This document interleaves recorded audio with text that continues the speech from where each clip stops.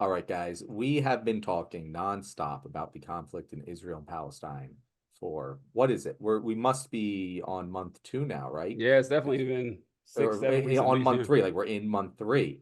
Wow. Because it started October 7th, so we're Oh, you're right. 12, Yeah. 14 now, so we're a week into month three, and the dam is finally starting to crack. I'll just put it that way. There has been a lot of pressure put on President Biden. And up until now, he has been pretty darn Netanyahu's my buddy. He's going to come visit. I'm going to give him a hug.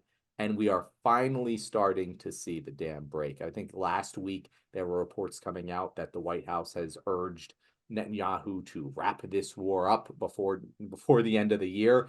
I'm sure there's no election year political motivations behind that one. But he said off camera today, but he said it, to the press. He said, I think Netanyahu has to change. And with this government in Israel is making it very difficult for him to move. And he also said that the Israeli government is the most conservative government in Israel's history. So like these are really meaningful word choices from President Biden. I think that it is very clear that the public pressure that the people in our audience have been putting on him, among many other people who are fighting this fight, all the people who are protesting, all the people who are showing up and disrupting businesses, who are supporting Israel, like all of this is working. And this to me is the first real shot across the bow for Netanyahu of like, hey, you got to wrap this up or we're going to stop supporting you. Um, do you think that's the case, TJ, or do you think that I'm being a little optimistic here? No, I think you're correct. Because Netanyahu is actually in trouble, not just in trouble with Biden's support of the United States, like the Israeli government. Like he's on shaky Mm-hmm. ground. A lot of people in Israel, think Netanyahu is effing things up too. So he's got it kind of on a two different fronts there. But what Biden is doing now, when this first happened, I remember us talking about Biden's how his poll numbers aren't doing great and how this is really sinking him even more with the people who ostensibly would support him. And at the time I said that the only way I think this is actually going to hurt Biden in the future because our attentions are so short Mm-hmm. is if this war drags on. Like if this war drags on to like into the summer, yeah, that's going to be real bad news for him, because if it ends before New Year's, whatever, people forget about this stuff all the time. It's unfortunate, but they do. But Biden sees that as well. Like, man, it's mid-December and this is still going on and this is not looking good. And you mentioned how like people on our side, people that watch this show or consume our content in other venues, are pushing against it. It's not just us. Like it is Mm-hmm. like a lot of normal ass people that just like, and it's not like Israel is gaining popularity in the United States, the Israeli government every day. It's Mm-hmm. definitely waning. Didn't mean for that to rhyme, but it's true. Like it's sinking more the more that we see. And it is, we talked about how Biden's been in politics. Man, like he ran for Senate. Biden ran for Senate at 29 years old. Like he would have been 30 when he got elected, so he was constitutionally allowed to, but he's been in the Senate since he was 30 years old. And he's what, 80, 81 now? So over 50 years he's been in the Senate and he's been in politics his entire life. It's all he knows, and it's crazy it's taken him this long. Like it Mm-hmm. really is. And I know his entire life he's grown up with one playbook when it came to how to deal with the Israeli Palestinian conflict. You just back the Israelis every single time. And it's weird that it's taken him this long to see how the winds have changed on this. And I've never been one to argue for term limits for a lot of, or not term limits, but or I don't like term limits either, but age limits. A lot of people Mm-hmm. argue for age limits. I was like, nah, I don't really like that, because you could have an old person who does really great stuff. But this is kind of made me rethink in weird ways, because like he's old and he can't get out of that mindset from several decades ago, even when the facts are staring him right in the face. So I am happy to see it, small as it is. I am happy to see it, but it's uh it's more surprising that it's taken this long than it's actually happened to me. I mean, it's surprising and it's not surprising. Like if you would have told me on October 7th that like we would like I assumed on October 7th that we would see the same playbook. Like I assumed that Israel's Oh yeah, going to me do too. some Yeah. messed up stuff, and people are just generally going to support them, and they're going to call me an anti-Semite for saying that it's fucked up to drop bombs on innocent civilians. And that is not what happened. I mean, yeah, I did get called an anti-Semite many times for saying that, but there was a lot more people saying that, yeah, no, that makes fucking sense, because it does. And I think that the worst thing Israel could have done is gone so obviously genocidal Yeah, that it's you are bad. now pushing the president of the United States, who did not want to stop you, to start saying that, guys, really, no, seriously, stop it. You're making me look bad in front of my friends being the people who give me my job. And it's real. Like I think that we talk a lot. There's a lot of reasons to be nihilistic when it comes to democracy in America, because there's a lot of things that say it doesn't really exist. Like there are It doesn't. Yeah. a lot of metrics I can point to say our democracy is not very democratic. But when you have a sustained months-long campaign of people rising up and continuously protesting one of maybe the greatest injustices of our lifetime when it comes to what, like, the United States of America has supported over the past 70 years. Really, like, I genuinely think that Israel, like, people are going to look back at Israel and be like, how the fuck did this happen? The same way we Yeah. look back at the Holocaust, not on that scale, but the same way we look at apartheid, the same way we look at Jim Crow and go like, I The guess we war don't. on terror. I The mean, war on, it's yeah, yeah. like, people are going to look back on this and be like, yo, these guys are so stupid for allowing this. And Biden's name is going to be all over it now, and I think Biden, you're right, is starting to realize that if, like, this thing extends, it's going to be Biden's thing. And that's really not good for him. And the writing is finally on the wall. We had staffers the other night, like, literally outside the White House doing a midnight vigil in protest of literal Biden staffers in protest of Biden. And like that, like, never fucking happens. Yeah. It's crazy. It's there's I had the same thing reaction to you, is that I'm surprised and not surprised, because when this did happen, I had the same thought that the same thing would happen as always. But seeing the upswell support has been, very comforting in a lot of ways. But it's just surprising that it took Biden this long to see it. Like, he had to have seen the same. Like politicians are hyper vigilant on their public image and everything. And when you see not just the lefties, but the normies saying that this is weird, the fact that it took you 2.5 months to figure that out is kind of crazy to me. As far as the democracy thing goes, yeah, we don't have a democracy. I mean, and Republicans like to remind us of that all the time, that this isn't a democracy, it's a constitutional republic. It's like, okay, buddy, it's like, this isn't silverware, this is a fork. I mean, it's ridiculous, like the stuff that they're saying here. But it's the one thing that the Republicans say that is true, which is why it's a constitutional republic, with representatives elected through democratic means, is that, yeah, the public does not always get things right. It doesn't. And, it's like the old saying, the best argument against democracy is a 5-minute conversation with your average voter. Like, oh, okay, maybe, yikes, this is bad news.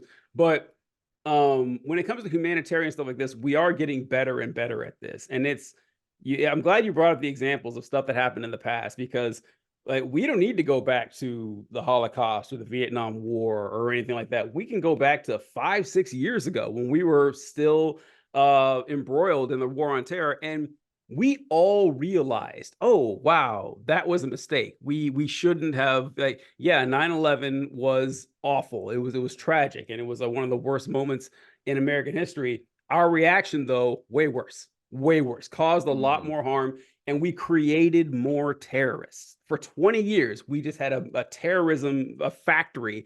And then that's honestly the part that saddens me the most. I guess I wasn't shocked, I guess, but there's still so many people that think, oh, well, there's terrorists in Gaza, so we need to level Gaza. It's like, where were you? Like, we all saw this, and we, like, even like your most rabid conservatives who supported the Iraq war, so like almost all of them, like, oh yeah, that was a strategic miscalculation.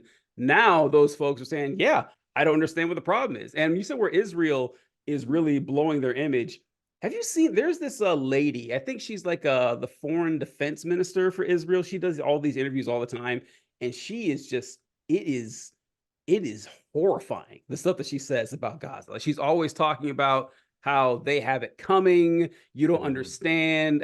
Someone asked her, should there be a Palestinian state? She says the Palestinians can't be trusted with. I mean, she is just. I mean, you keep Well, putting you this aren't talking shit about the out, and UK ambassador, are you? Because I oh, saw the a UK clip of the UK ambassador. Yeah, ambassador. Yeah, yeah. yeah.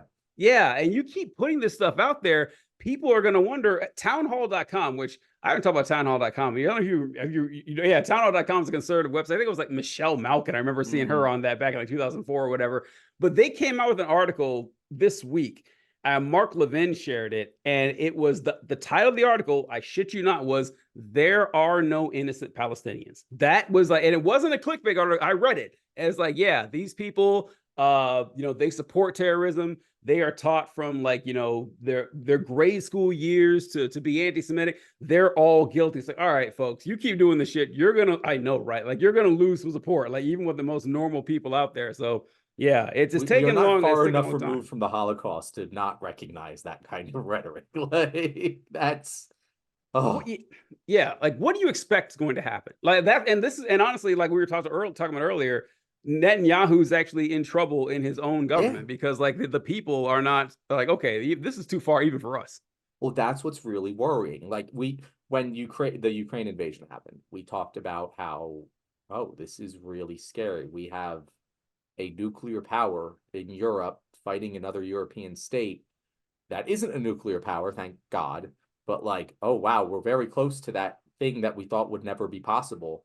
Well, like we currently have a nuclear power in Israel with a leader in Netanyahu who is even by like the people who are pro-Israel, most of them are now saying, "Oh yeah, Netanyahu's going a little too far." Even the most pro-Israel Yeah, people, most of them are now saying, "Okay, yeah, it's Netanyahu, it's not Israel," which like is a whole other discussion. But he's unpopular. You're right, but like you have someone who's gone this far down the genocide train. You know, there's not like politically coming back. There's no pivoting from genocide. And yeah. so, like, it's either you stop now and quit or you keep going down this road. And what is down this road is a conflict between probably Israel and Iran, which gets very scary. It gets very scary very fast. And I do think, as much as the electoral stuff affects Biden, I do genuinely think the doomsday clock is starting to tick up. And there is genuine like national security reasons to tell Israel to stop now because the entire world is turning against them. And we actually can protect them on ourselves, but we don't want to. Like I say, it's a bad day if it ever comes to that. And I don't know, the situation, as much as there's optimism, I really just hope it's not going to be too little too late. It's interesting you brought up Russia and Ukraine and how Russia was nuclear power and Ukraine is not, because Ukraine used to be. And Mm-hmm. it's for those of you who don't know, after the Soviet Union fell, Ukraine had several nuclear weapons. They had them stored in the country. But this is why it's so, if you ever hear people talking about how, they did this a lot during the war on terror days, where they said, well, we're afraid that Iran is going to hand over nuclear weapons to some terror cell. It does not work that way. Like nuclear weapons are not handguns, okay? Like you need highly trained, specialized individuals. Like you guys saw The Dark Knight Rises. Bane had a nuclear bomb, but he's like, okay, what do I do with it? He had to go find someone who knew how to stabilize this thing so he wouldn't vaporize, everyone in the vicinity. And Ukraine didn't have that. They didn't have, a team of nuclear scientists to keep these things stable and from destroying the country. So the United States came in and said, okay, we'll be kind enough to take these off your hands. And Ukraine said, okay, you can, but in exchange, we want protection in case the Russians attack us. Well, like 25 years later, that's exactly what happened. So if you guys are wondering like why we're there, like we were actually like bound by a treaty to do so. Now that doesn't mean that we have to do it in perpetuity, obviously, but we were just standing by our word. So it's a little similar because Ukraine has us and Gaza has Iran. And so yeah, nuclear war is it's bad, folks. It's terrifying. Fortunately, like, nuclear devastation is so bad that no one really wants, like, because I don't know, like, would you really want to nuke your own area like in Gaza? Like, because like Well, that's what I've said, TJ. Like, yeah, when people are like, oh, well, they have to be eliminated at all costs. Like, eliminating Hamas is worth all of this damage we're doing to innocent people. I'm like, okay, so why not just nuke them then? well, If they at all costs stop them, just nuke them. well, Why, yeah, see, why that's not? that's actually the only thing well, not the only thing, but one of the main things I think that's saving it, because yeah, they may want to actually just destroy every Palestinian in Gaza, but they don't want their kids born with 5 arms either. And so they're like, okay, maybe that's not such a great idea. And also because of the mutually assured destruction thing, it's not like sending it across the ocean like we did or something, it's like it's right there in your backyard. And ultimately they want to move in and live there too, and not you gotta wait 30 years for nuclear fallout. So yeah, like it's tricky, but I'm not making light of it. It's still a dangerous situation, because anytime you have nuclear. But by the way, isn't Israel's nuclear program like not sanctioned or something? Like, I remember seeing something about that they didn't. I don't know. Have you heard of this? I Okay, all haven't, right. but I don't. I thought All right, it well, I don't was go through sanctioned, but that rabbit okay. hole here either. But so yeah, this is weird. But they have attacked. I remember years ago. I want to say it was like 8 years ago or something.